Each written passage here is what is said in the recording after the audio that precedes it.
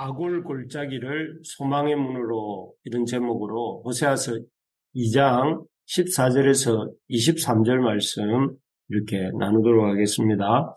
옛날 어떤 바닷가에 위치한 나라에 이런 전통이 있었다고 합니다. 그 전통은 이 간통한 여인은 이 높은 절벽으로 데려가서 바다로 떨어뜨리는 그런 전통이었다고 합니다. 어느 날 한 젊은 여인이 이 끔찍한 형벌을 받게 되었습니다. 이 여인은 그 남편이 먼 바다에 고기를 잡으러 나간 사이에 다른 남자와 이렇게 정분이 났습니다.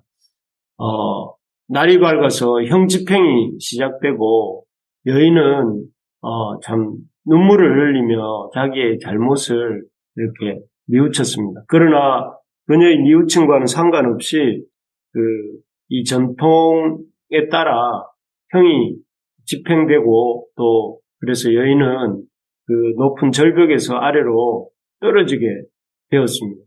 그런데 이 여인이 절벽에서 떨어진 후에 얼마 되지 않아서 마을 사람들이 크게 당황하게 됩니다. 왜냐하면은 그 높은 절벽에서 바닷가 절벽에서 떨어진 여인이 죽은 줄 알았는데 오히려 누군가가 쳐놓은 그물에 걸려서 이렇게 목숨을 건졌기 때문입니다. 누가 이 그물을 쳐두었는가 하는 것을 알기 위해서 이렇게 찾아보니까 이 그물은 그녀의 남편이 새벽 일찍 바다로 나가면서 몰래 쳐둔 그물이었습니다. 그래서 마을 사람들은 이 절벽에서 떨어졌지만 그물에 걸려 살아난 이 여인을 어떻게 해야 될지 몰라서 왕에게 데리고 갑니다.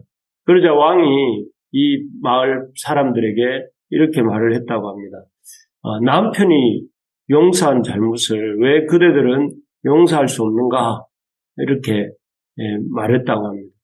비록 여인이 남편에게 죄를 범했을지라도 남편이 용서했다고 한다면 다른 사람들은 용서해야 마땅하지 않는가 하는 물음이죠. 정말 그렇습니다. 남편이 용서한 잘못을 다른 사람이 용서하고 말고는 없는 것입니다. 오늘 본문의 내용 역시 이 배은망덕하고 음란함으로 영적 간음을 행한 그 이스라엘, 하나님을 섬기는 척하면서 참 바알과 금송아지와 또 이 애국과 아수르의 신들을 음란하게 섬겼던 그 이스라엘에게 하나님이 먼저 이 용서와 참 회복을 위한 손길을 내미시는 내용입니다. 마치 그 남편이 그물을 쳐둔 남편이 그물을 쳐둠으로 먼저 용서를 한 것처럼 하나님께서도 먼저 용서와 회복의 손길을 내미십니다. 이스라엘의 한 행동, 여로보암 1세 이후부터 여로보암 1세는 그 금송아지 우상을 단과 베델에 세우고 또 임의로 절기를 정하고 레위인 아닌 사람으로 제사장을 삼고 했던 그 왕이죠. 그 왕 이후로 또 지금 현재 호세아가 활동하고 있는 시대에 여로보암 2세 때까지 아주 형식적으로 여호와를 섬기는 척 했습니다. 그러면서 실제로는 우상을 섬기고 이방을 따르는 이스라엘의 이 배은망덕한 행동에 대해 하나님께서는 마땅히 이렇게 심판하시고 또 수치와 부끄러움을 이렇게 당하도록 내버려 두셔도 됩니다. 하지만 하나님께서는 그렇게 이스라엘이 심판을 받아서 벌거벗기우고 또 수치와 부끄러움을 당하는 것을 이렇게 기뻐하지 않으셨습니다. 마치 우리가 자녀를 혼내지만 혼내는 목적이 혼냄 그 자체에 있는 것이 아니라 이 회복에 있는 것처럼 바른 길로 가도록 하는 것에 있는 것처럼 하나님의 마음도 그런 것입니다. 그래서 하나님은 이 버림받아 마땅한 이스라엘 당신의 백성들을 향해서 오늘 본문을 보면 용서와 회복의 손길을 내미십니다. 그래서 참 이스라엘이 참 하나님의 그 손길을 붙들고 회복되기를 원하시는 모습입니다. 이 모습 속에서 우리를 참 하나님이 우리를 얼마나 사랑하시는지, 우리를 향한 하나님의 사랑이 얼마나 깊고 풍성한지를 깨달을 수 있습니다.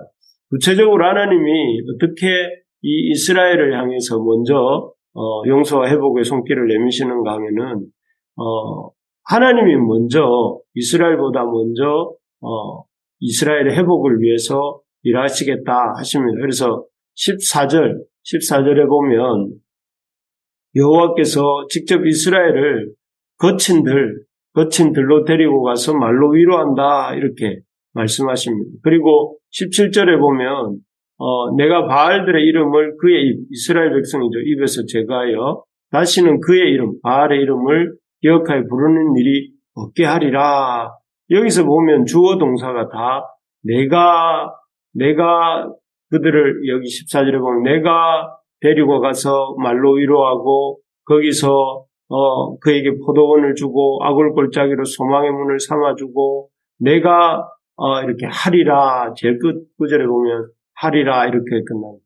하나님께서 이스라엘의 회복을 위해서 먼저 일하시겠다 하는 것이죠. 또 17절에도 보면 내가 바알들의 이름을 그의 입에서 제거하여 다시는 그의 이름을 기억하여 부르는 일이 없게 하리라.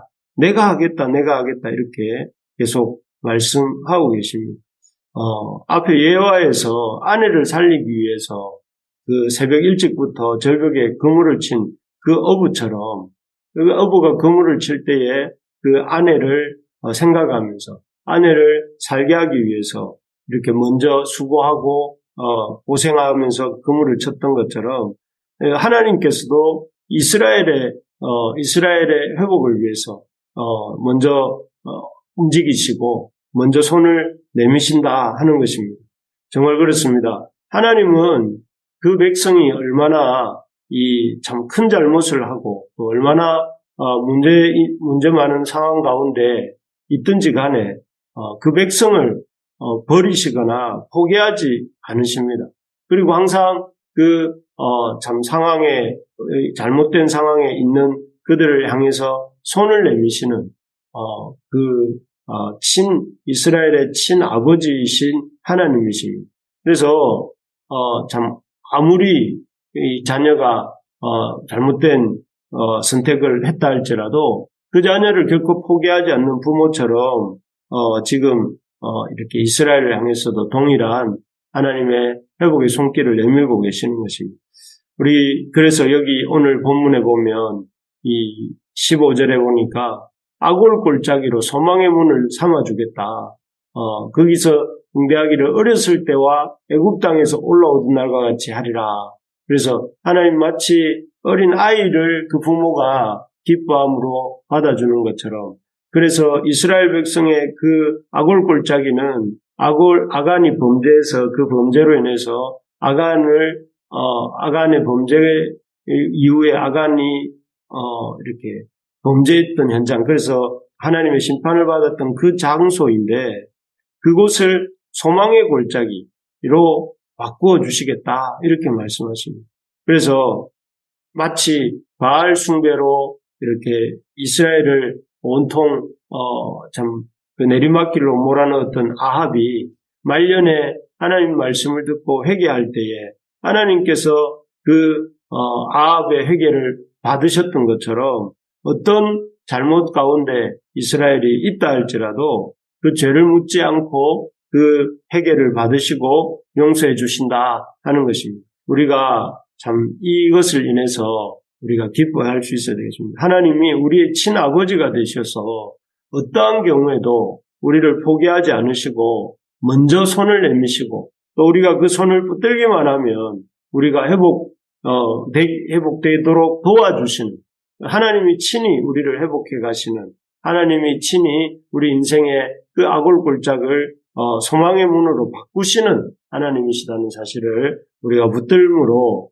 하나님이 내미시는 손을 붙잡는 이 아침이 되시기를 축복합니다. 그래서 하나님이 주시는 참 하나님의 먼저 내미시는 손길을 이 아침에 저를 통해 전하시는 말씀을 통하여서 여러분들에게 내민다는 사실을 기억하면서 그 하나님의 참 우리의 모든 연약함, 모든 문제에도 불구하고 우리에게 손을 내밀고 계시는 그 하나님을 붙드는 은혜가 있기를 소망합니다. 두 번째로 보면 하나님께서 이 범죄한 이스라엘에게 내미시는 용서와 회복의 손길은 첫째는 하나님이 이 회복의 과정을 원하시고 이루어 가시겠다는 것이었다면 두 번째로는 하나님이 다시 이스라엘의 남편, 이스라엘의 하나님이 되어주시겠다 이렇게 말씀하십니다. 그래서 여기 16절에 보면 여호와께서 이르시되 그날에 하나님이 회복하셔서